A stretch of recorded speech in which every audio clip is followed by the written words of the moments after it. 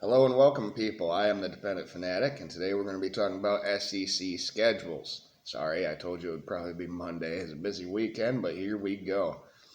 The SEC is in a position to beat each other up with a couple top additions, heavyweights, in Texas and Oklahoma.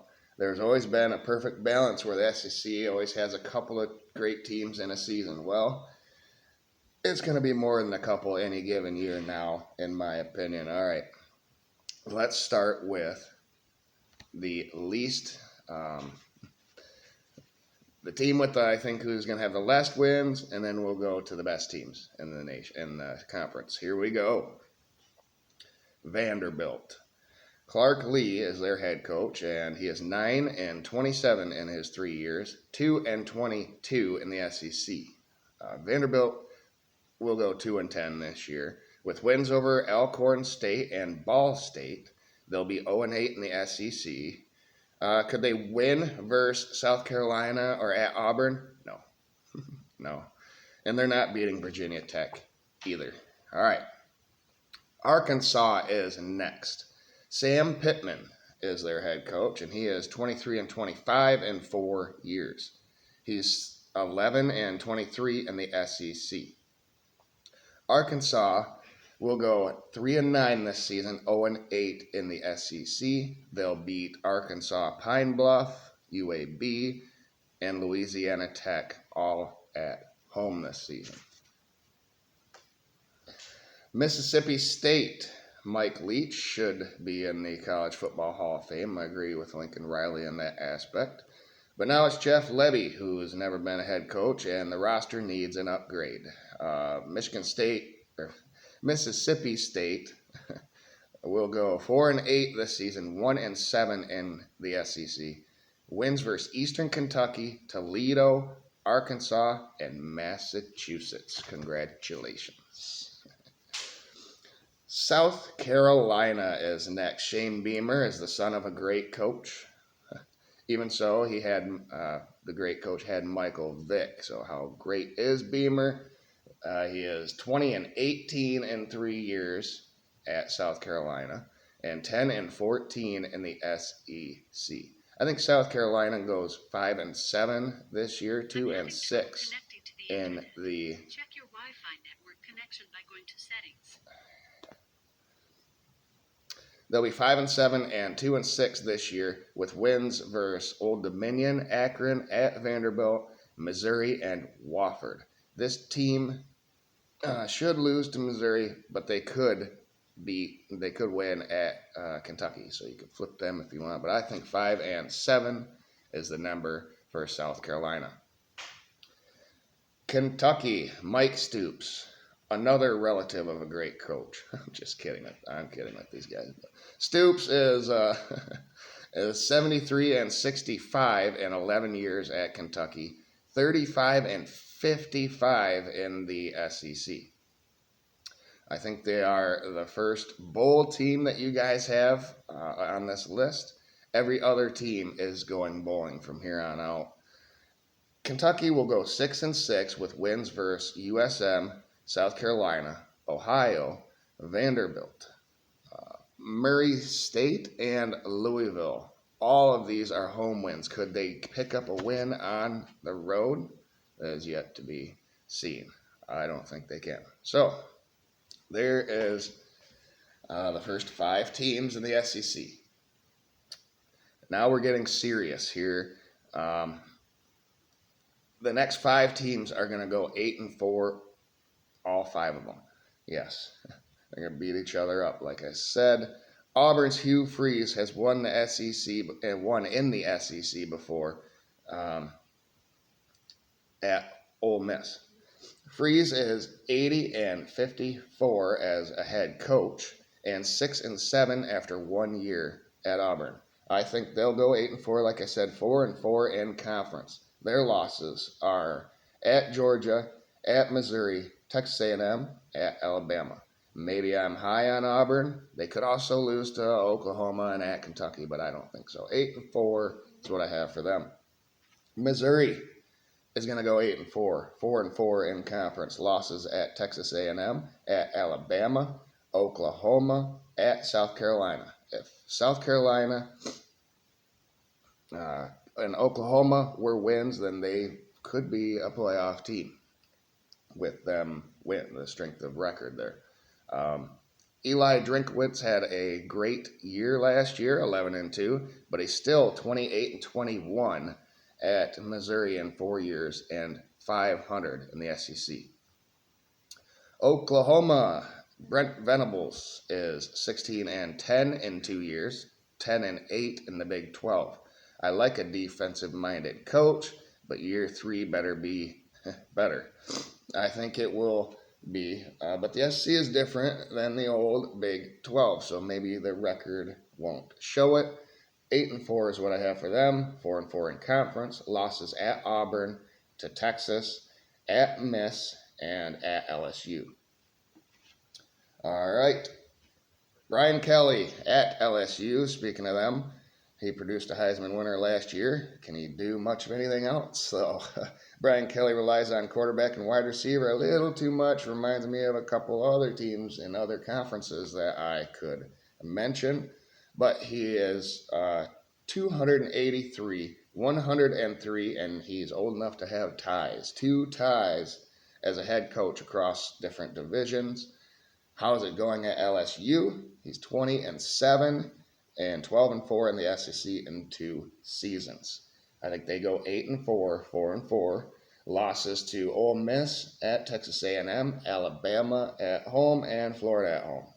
They could lose to USC and Oklahoma, but they could beat Ole Miss and win at Florida. So there you go. But 8-4 is a good number for them. That's what I got. All right. The last 8-4 team is Florida. Yeah, that's right. Billy Napier is a joke, according to some people out there on the interwebs. I agree he could do better. But Florida talent is such that there's plenty to go around, and Florida still has a lot of this talent. Yes, Napier is 11-14 at Florida in 2 years, 6-10 in the SEC. But you can't forget his Sun Belt days at Louisiana, where he went 25-7 in 4 years there.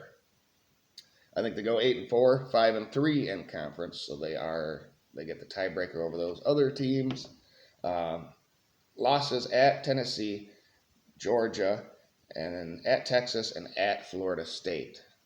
Like I said, I know I'm higher on Florida than most. They have the hardest schedule in the nation, so it will be a challenge. Okay. Tennessee is promising under Josh Heupel.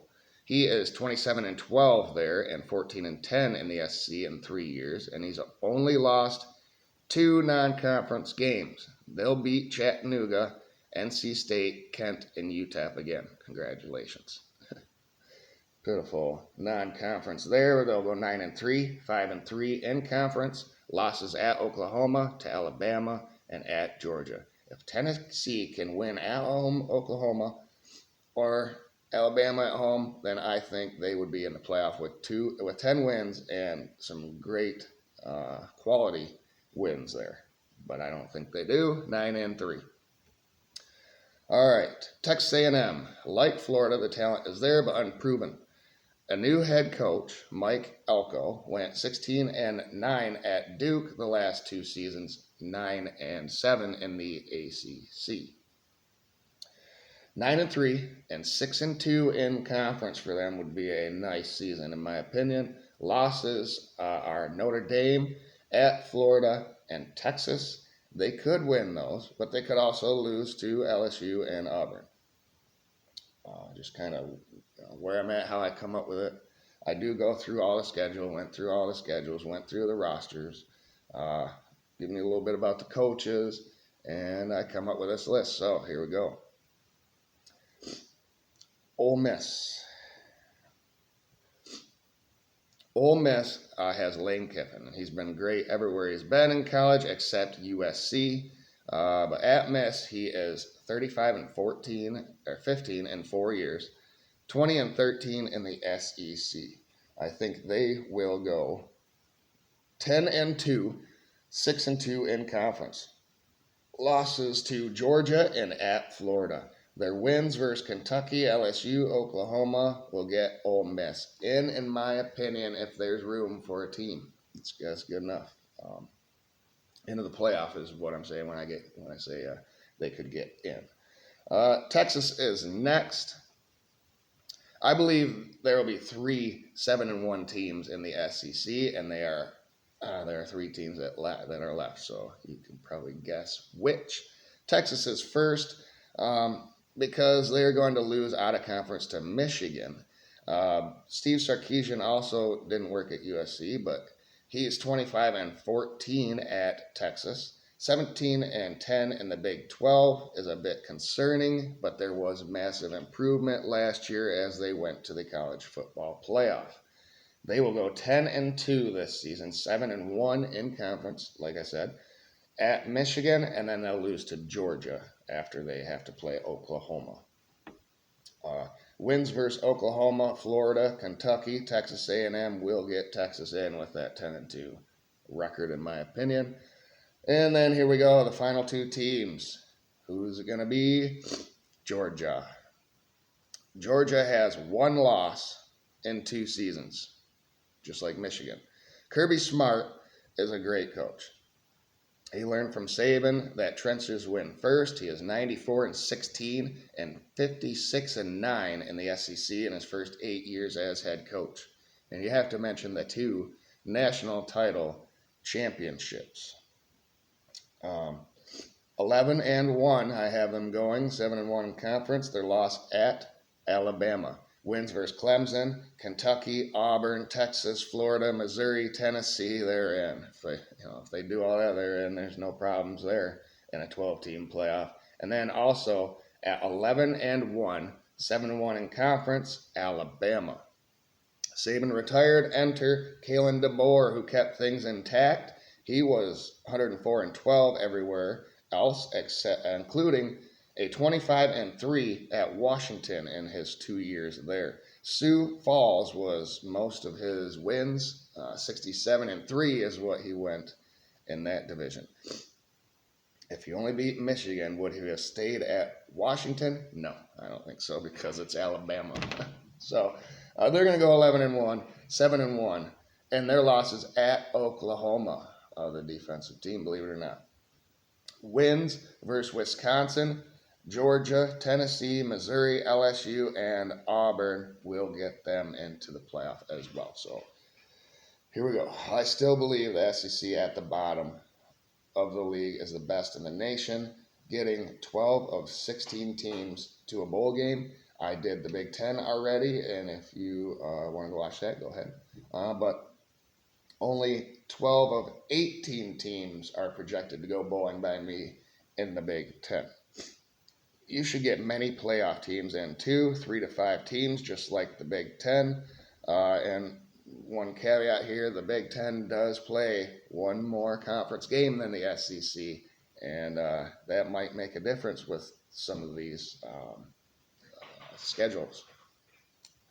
So, the conference championship, what is that going to look like? It's going to be a rematch of that 3-point game last year in the SEC title game. The 2 deepest teams. It's the second rematch in conference title games. I've done the Big Ten and the SEC. Both will be rematches from that same season. So you got 11-1 Alabama versus 11-1 Georgia. And I think Georgia comes out on top this time, winning the SEC championship game, and Carson Beck will be well on his way to winning a Heisman Trophy. So there you go. What do you guys think?